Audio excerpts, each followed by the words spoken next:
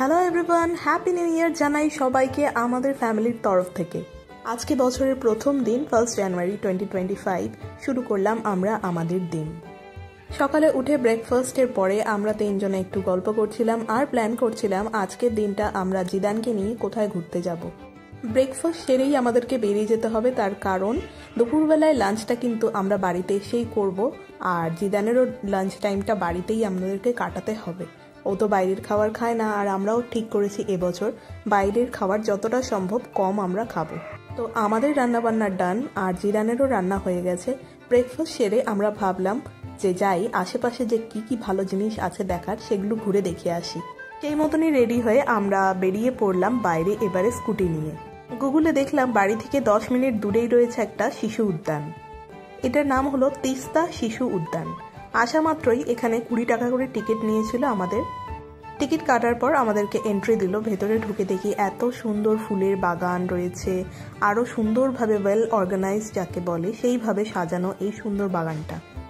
বেশ অনেকটা জায়গা নিয়ে এই পার্কটা তৈরি করেছে, আর এখানে শুধুমাত্র যে বাচ্চাদের জন্য নয়, বড়দেরও ইভেন একটা টুরিস্ট স্পট বলা যায়, বা লাভার্স পয়েন্ট, বা বন্ধুরা একসাথে এসে পিকনিক করবে সেই রকমই একটা জায়গা এই জলপাইগুড়ি শহরের মধ্যে রয়েছে।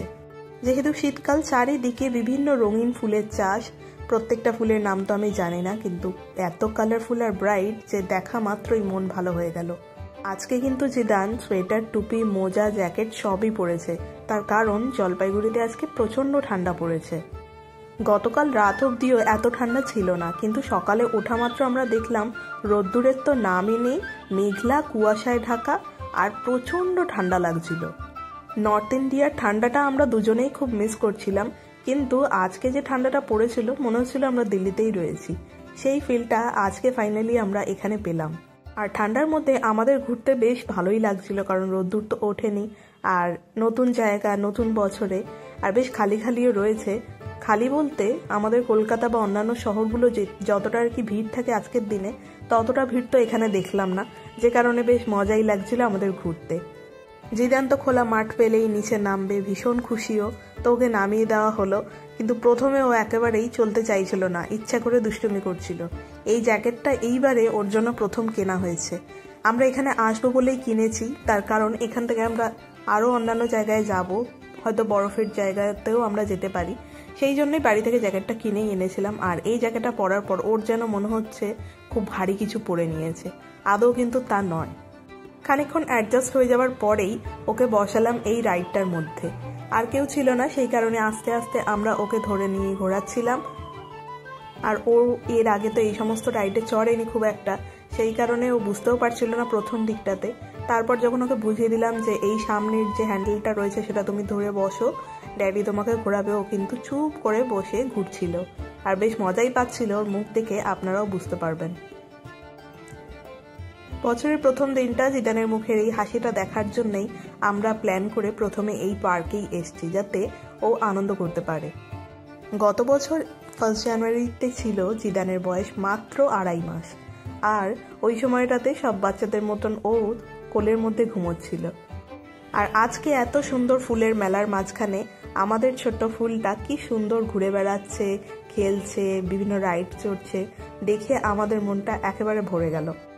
সময় তো কখনো থেমে থাকে না, সময়ের চাকা ঘুরছে, সেই রকমই জিদান চোখের সামনে দেখতে দেখতে কত বড় হয়ে গেল। গত বছর একেবারে ছোট্ট জিদান কোলের মধ্যে যখন শুয়ে থাকতো, ভাবতাম ওকে নিয়ে কবে ঘুরতে যাব, কবে আমরা আনন্দ করব, আর সেই দিনটা একেবারেই চলে এসছে। পুরানো দিন তো ডেফিনেটলি খুবই মিস করি, মনে হয় যে কেন এত তাড়াতাড়ি বড় হয়ে গেল। আবার এখন মনে হয় জিদান কবে কথা বলবে, জিদান কবে নিজে খাওয়া শুরু করে দেবে, অনেক কিছুই যেগুলো হয় বাচ্চাদের বিভিন্ন ধরনের মাইলস্টোন, সেগুলো কবে অ্যাচিভ করবে, এগুলোই আবার মনে মনে আমরা ভাবতে থাকি। ওই রাইড থেকে নেমে আমরা একটু এগিয়ে এলাম, এইখানে দেখছি 2টো হাঁস রয়েছে, আর জিদান কার্টুনে দেখেছে যে হাঁস, সেই কারণে ওকে দেখাচ্ছিলাম যে দেখো, যেটা তুমি কার্টুনে দেখো সেটাই এখানে রয়েছে। আর ও বেশ মজা নিয়েই দেখছিল, আর নামারও চেষ্টা করছিল, কিন্তু ওকে তো নামতে দিইনি, আমারই ভয় লাগছিল, জানি না এরা কামড়াবে কি না, কিন্তু দেখে তো বেশ বড় বড় মনে হচ্ছিল, আর ভয়ও লাগছিল। আর জিদান ওখান থেকেই বসে বসে দেখছিল। আর এতটাই ঠান্ডা, জিদান আজকে একেবারেই চেষ্টাও করেনি জ্যাকেট খোলার বা মোজা খুলে দেওয়ার। আস্তে আস্তে আমরা এগিয়ে যাচ্ছি পুরো পার্কটা ঘুরবো বলে, আর যেদিকেই তাকাচ্ছি সুন্দর করে সাজানো চারিদিকে একেবারে। এই হাঁস দুটো তারপরে দেখি নিজেদের মধ্যে গল্প করতে শুরু করে দিল। আমি ওদের কাছেও একটুখানি গেলাম, কিন্তু ওরা কাছে এলো না, ওরা উল্টে ওই দিকে চলে যাচ্ছিল, জলের দিকেই নামবে বলে হয়তো। চলুন এগিয়ে যাই আর একটু পার্কের ভেতরে কি কি আছে সেটা আপনাদেরকে দেখাই এবারে। আজকে দেখলাম এইখানে প্রচুর ছোট ছোট বাচ্চার বাবা মারাও যেমন এসছে, বেশিরভাগই এসছে ইয়াং ছেলে মেয়েরা, বন্ধু বান্ধব এরা সব মিলিয়ে। এই যে এখানে দেখুন লেখা রয়েছে ওয়েলকাম টু তিস্তা উদ্যান। আর ওই দূরে দেখুন একটা বুদ্ধ মূর্তি রয়েছে, মনে হচ্ছে বুদ্ধদেব ওইখানে বসে ধ্যান করছেন। সুন্দর স্ট্যাচু রয়েছে বিভিন্ন অ্যানিমেলের, ঢুকতে একটা ডাইনোসর ছিল, এখানে একটা গন্ডার ছিল বোধহয়। কিছু দূর এগিয়ে যেতে দেখি একটা গুহা, পাশেও রাস্তা ছিল, কিন্তু আমরা গুহার ভেতর দিয়েই জিদানকে নিয়ে গেলাম। একটা গুহা পার করতে না করতেই সামনে দেখি আরো একটা গুহা রয়েছে।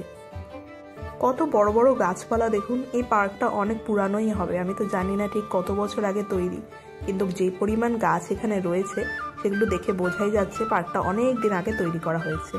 আর এইটা দেখুন কি ফানি লাগছে দেখতে। আমি দূর থেকে ভাবছিলাম কারা এখানে এরকম ভাবে বসে রয়েছে, তখন পা দেখা যাচ্ছিল দূর থেকে। সামনে এসে দেখি ওটা ফুলের একটা টপ টাইপের করেছে, জিন্সের প্যান্টের মাঝখান থেকে ফুলের গাছ। অনেক কিছু ক্রিয়েটিভ জিনিস দেখলাম আশপাশে। আর এখানে সুন্দর ওয়াটার রাইডার ছিল, কয়েকজন চড়ছিল। আর ফুলের বাগানের মাঝখান থেকে এই যে এন্ট্রিগুলো সুন্দর করে গেট করেছে, সেগুলোও বেশ ভালো লাগছিল দেখতে। দেখুন কত ভিড় হয়েছে আজকে, প্রচুর ইয়াং ছেলেমেয়েরাই দেখলাম আজকে ভিড় করেছে এখানে। আর ওইখানে দেখা যাচ্ছে কৈলাস পর্বতের ওপরে মহাদেব ধ্যান করছে। অনেকটা প্রায় এগিয়ে এলাম, এসে দেখি এই জায়গাটাতে সুন্দর রাজস্থানী কাজ করা ছাতাগুলোকে উল্টিয়ে রেখেছে, একটা বেশ ব্রাইট ভাইবও দিচ্ছে। আর এই পাশে ডান হাতে দেখি ক্যান্টিন, অনেকেই এখানে ভেতরে খাচ্ছিল, কিন্তু আমাদের তো পেট ভরা, আমরা কিছুই খাবো না। আমরা একেবারে সোজা বাড়িতে গিয়ে লাঞ্চ করব এটাই ভেবে আজকে বেরিয়েছি। দেখি কতক্ষণ বাইরের খাবার না খেয়ে আমরা থাকতে পারি। পায়ে পায়ে এগিয়ে এলাম আর আস্তে আস্তে এত সুন্দর ছাতাগুলোকে দেখছি, কি কালারফুল না। আর এইখানেও এন্ট্রিটা দেখুন কি সুন্দর হার্ট শেপের একটা গেট করা রয়েছে গাছ দিয়ে। আর ওইদিকে সুন্দর সুন্দর গাছ, আর বাঁ দিকে রয়েছে গাঁদা ফুলের বাগান। পার্কটা তো পুরো ঘোরা হয়ে গেল আমাদের, সুন্দর সুন্দর ফুলের বাগান দেখলাম, অনেক কিছু দেখলাম। আর চলে এসেছি একেবারে এক্সিট গেটের কাছে। এইবারে চলে এসছে বেরোনোর পালা। এখান থেকে বেরিয়ে আমরা ভাবছি কোথায় যাব। তারপরে গুগলে অরিজিৎ চেক করলো যে সামনেই রয়েছে ডাঙ্গুয়াঝাড় টি গার্ডেন এবং টি এস্টেট। এটা দেখার খুব ইচ্ছা ছিল অরিজিতের আসার পর থেকেই, তো আমরা ভাবলাম চলো আজকেই চলে যাই। এই জায়গাটা পুরোটা হেঁটে ঘুরতে আমাদের প্রায় সময় লাগলো 40 মিনিটের মতন। আর হাতে অনেকটা সময় রয়েছে, এখন বাজে সবে 11:30।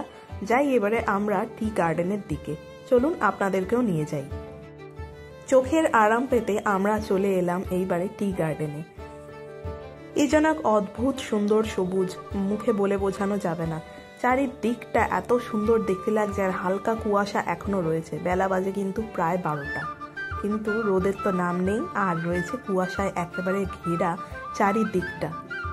বলিউড মুভিতে যেরকম দেখায় না, ঠিক সেরকমই আজকে ফিল হচ্ছিল। কুয়াশার মধ্যে একটা টি গার্ডেনের মধ্যে নিজে দাঁড়িয়ে রয়েছি, এই যেন স্বপ্নের মতন লাগছে আমার আজকে। আর আস্তে আস্তে না জিদান ঘুমিয়েও পড়েছিল। জিদান ঘুমিয়ে থাকার কারণে স্ট্রোলার নিয়ে অরিজিৎ ওইদিকে দাঁড়িয়ে রয়েছে, আর আমি এই দিকটা এসে কিছুটা ভিডিও তুলছিলাম। তারপরেই দেখি জিদান ওঠা মাত্রই দেখলাম যে ওর ফিডিং টাইম শুরু হয়ে গেছে, তো ওকে এবার ফিড করিয়ে দিতে হবে। চা বাগানের মাঝখানে জিদান খাচ্ছে দুধ। এখন ও ততক্ষণ দুধ খাক, আমি আপনাদেরকে আরো একটু ঘুরে দেখাই চারপাশটায়। ও তো নিজেও জানে না ও যে কতটা স্পেশাল একটা জায়গাতে রয়েছে, যেখানে প্রচুর লোকের আসার ইচ্ছে থাকলেও আসতে পারে না। আর এটা আমাদের বাড়ি থেকে একদম সামনে রয়েছে, যে কারণে আমরা আজকে নয় এরপরেও যখন ইচ্ছা হবে আসবো। এইরকম সবুজ কার না ভালো লাগে দেখতে, সবারই ইচ্ছে করে এরকম সবুজ প্রত্যেক দিন দেখতে, যেটা আমাদের স্বাস্থ্যের জন্য খুব উপকার। যেহেতু জিদান মোস্টলি আমাদের কাছেই বড় হচ্ছে, একা আর কি রয়েছে, সেই জন্য আমরা দুজনে অলওয়েজ চেষ্টা করি যে জিদানকে যতটা সম্ভব কোয়ালিটি টাইম দেওয়ার, একেবারে ফোন থেকে দূরে, ইন্টারনেট থেকে দূরে, সমস্ত কাজ ফেলে শুধুমাত্র ওকেই আমরা কনসেন্ট্রেট করতে থাকি। এই প্রসঙ্গেই আমি দুটো কথা আপনাদের সাথে শেয়ার করি। যারা নিউ মম রয়েছেন আমার মতন, আর যারা একেবারে ফ্যামিলির থেকে দূরে থাকতে বাধ্য এই কর্মসূত্রে, তাদের জন্য আমি বলে রাখি যে আমরা ভাবি হয়তো বাচ্চাকে একা বড় করা যায় না বা বাচ্চাকে একা থাকতে দেওয়া খুব খারাপ এক্সেট্রা।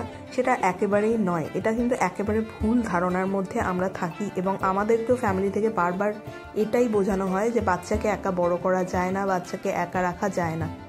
যে সমস্ত বাচ্চারা একা বড় হয় তারা কিন্তু ভীষণ ধৈর্যশীল হয়, শান্ত স্বভাবের হয়, আর ওদের মধ্যে প্রচুর সহ্য ক্ষমতা থাকে এবং কল্পনা শক্তিও ওদের অনেক আলাদা হয় বাকিদের তুলনায়। সার্ভেতে ইভেন দেখাও গেছে যেই সমস্ত বাচ্চারা দিনের বেশিরভাগটা সময় একা থাকে তারা কিন্তু নিজেদের করে নেওয়ার ক্ষমতাটা বেশি রাখে, মানে আত্মবিশ্বাসী হয়। তা বলে এই নয় যে পুরো সময়টাই বাচ্চাকে একা রাখা উচিত। আমাদের যতটা সম্ভব বাচ্চাকে সময় দেওয়া উচিত এবং খানিকটা সময় ভাগ করে নিয়ে, মানে কিছুটা সময় ও একা খেলবে, কিছুটা সময় আমরা ওকে দেব, এইভাবে ভাগ করে কিন্তু আমরা যদি এগোতে থাকি তাহলে কিন্তু বাচ্চা ডেফিনেটলি খুব খুব খুব ভালো শিক্ষায় বড় হবে। দিনের বেশিরভাগটা সময় যেহেতু ওরা একা থাকে, খানিকটা সময় যেরকম ফ্যামিলিকেও দিতে হয়, তাছাড়াও বাইরে বেরিয়ে নিয়ে ওকে খোলামেলা আকাশের নিচে, গাছপালা, সূর্যের রোদ, এই সমস্ত জিনিস কিন্তু যতক্ষণ না ওকে দেওয়া হবে ওর মানসিক বিকাশ কিন্তু হয় না। এইগুলো মাথায় রেখে আমরা খুব সহজেই কিন্তু বাচ্চাকে বড় করতে পারি। এটা নিয়ে ভাবনা চিন্তা করার কিছুই নেই, শুধু বাবা মাকে একটুখানি ইউনাইটেড থাকতে হয়। গল্প করতে করতে পুরো চা বাগানটাই ঘোরা হয়ে গেল। এবারে চলেছি আমরা বাড়ির দিকে। বাজে এখন দুপুর 1:30, কিন্তু মনে হচ্ছে ভোরবেলায় যেন আমরা রয়েছি। আর জিদানের খাওয়ার সময় হয়ে গেছে, চলে যাচ্ছি বাড়ির দিকে। আজকের ভিডিওটা তাহলে এখানে এন্ড করছি। দেখা হচ্ছে আগামীকাল নতুন ভিডিওতে। ততক্ষণ সকলে ভালো থাকবেন। Bye, take care, good night. এবং আমার চ্যানেলে নতুন হলে চ্যানেলটি সাবস্ক্রাইব করতে ভুলবেন না। এবং চলে আসবো আগামীকাল নতুন ভিডিও নিয়ে, দেখতে হবে কিন্তু। বাই।